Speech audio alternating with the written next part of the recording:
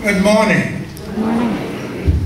Now, tell the dream girls keep their uniform on, because I want to lose my service after that one. I think you woke everybody up. Put your hands together one more time for the dream team.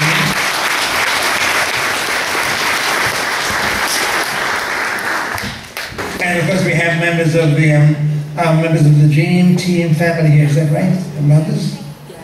And officers? Yes? Pardon? Are you with the dream team? Yes. Yes. My daughter. Anybody else? And you are also. Thank you so much for sharing them with us today. My friends, very, very briefly, the story is told of the gentleman who went to the bar and he felt himself rather important. So he pushed himself again ahead of some people and ordered the drink. And the gentleman told him, the bartender told him, "Sir, you'll have to stand in line. I'll get to you in a minute."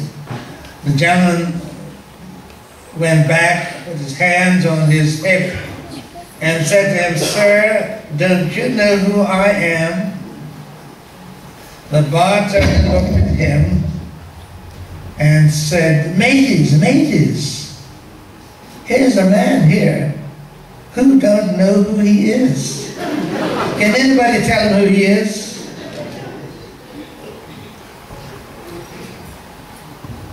People who know who they are don't need attention. Don't seek attention.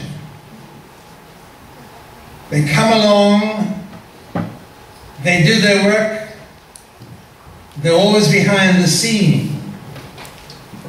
And their one objective is to make sure that wherever they work and serve, there is success.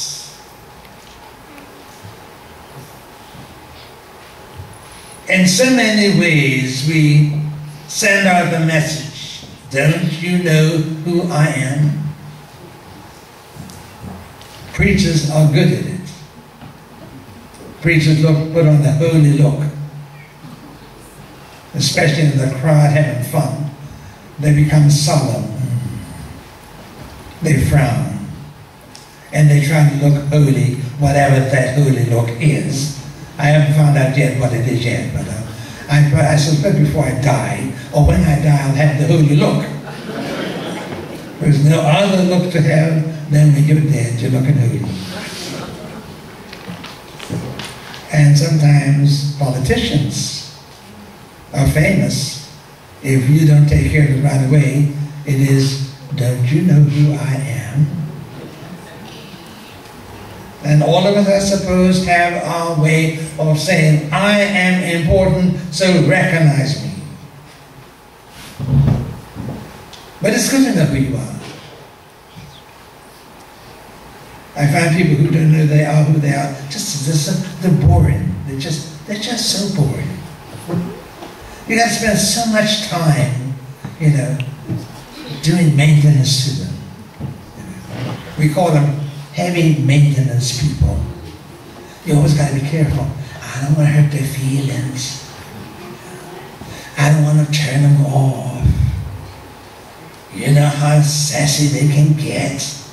And they keep you walking on an eggshell. That's boring. We need to know who we are if we're going to live in this world, particularly in these times, to do God's work.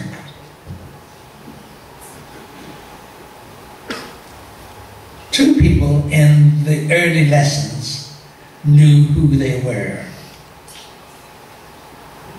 One was the prophet Elisha.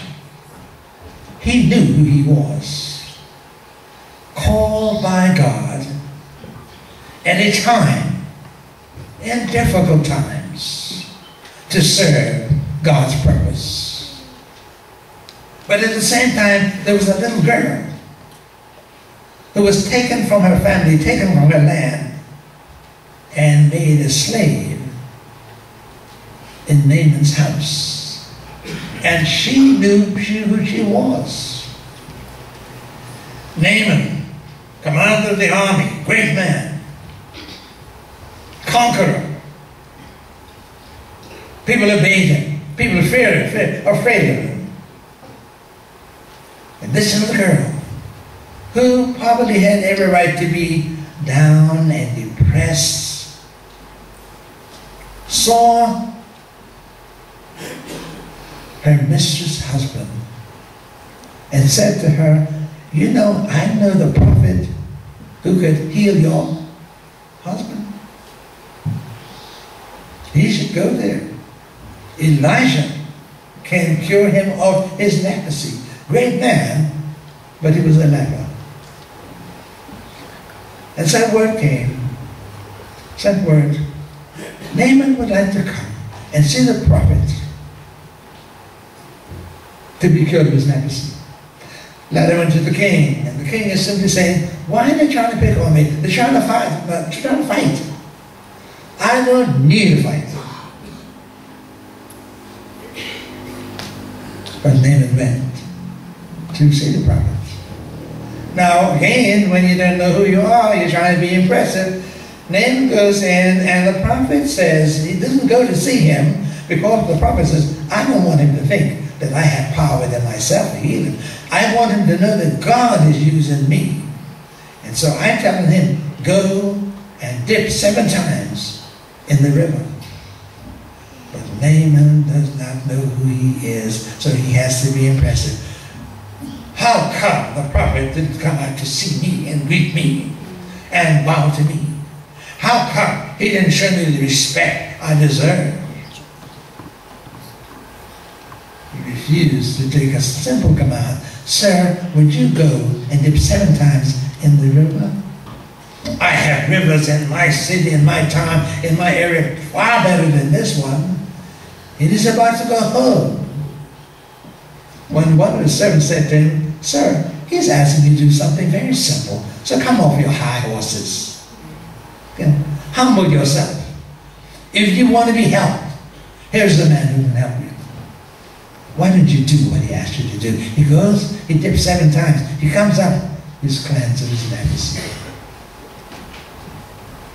The little girl knew who she was and was not afraid to say, why don't you go to the prophet? Elijah knew who he was. He didn't have to appease him. God didn't call him to appease. God said, do this for me. And he said to the commander, go and dip 7 times.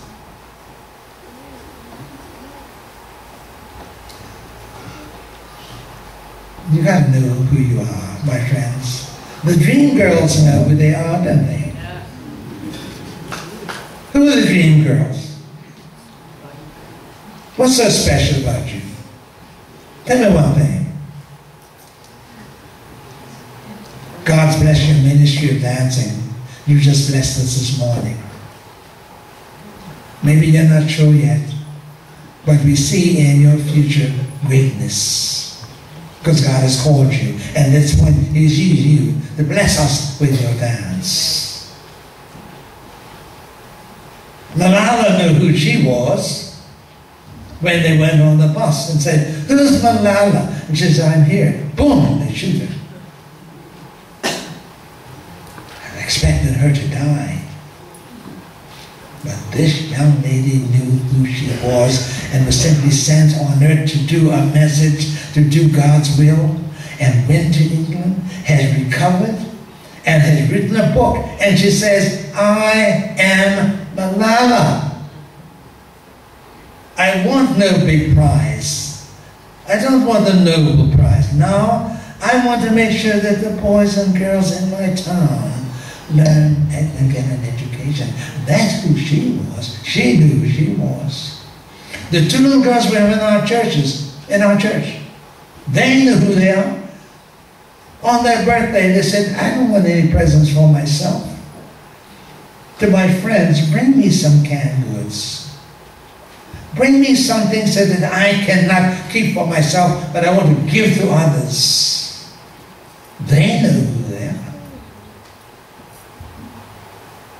Do you know who you are? What God is calling you to do? There's tremendous opportunities for good. how He's blessed you and still blesses you? You got to know who you are. It doesn't matter what people say about you or think about you. If you know who you are, in God's name you do what is right to do. You may be a prophet. You may be the little slave girl. You may be a mother.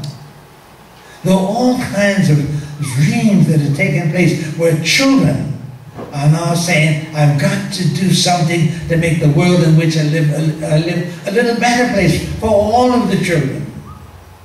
Not only for now, but for years to come. You got to know who you are. Married, people come to me to get married, and they fill in the form for me, and I get the name and the address, and I get the jobs they have, and I get all this statistics information, and then I finally say to them, first time, now tell me who you really are. I want to go beyond your name and your address and your money and your color and your status. I want to go deep beyond that. I want you to be able to say, I am this. I am a child of God. I'm put here for a purpose. And I can tell you what I'm working on as I go through my journey in life. Then I know, you know who you are. I close with this. On the billboard in America, they tell me you see the signs of millions of people who are very, very happy without religion. And everybody gets shocked. I'd like to say there are hundreds and thousands of people who are living very happy without Christianity. And you're shocked. You have to ask yourself the question, why? Because in many ways, Christians don't know who they are. They pretend to be something they're not. And so I never get shocked when they say, you know, people are getting tired of Christianity. I say, yes, but they're not getting tired of Christ, because you see examples of Christ's way every day in Bermuda and throughout the world. And so maybe they ought to get tired of us with our religious talk and not our religious walk.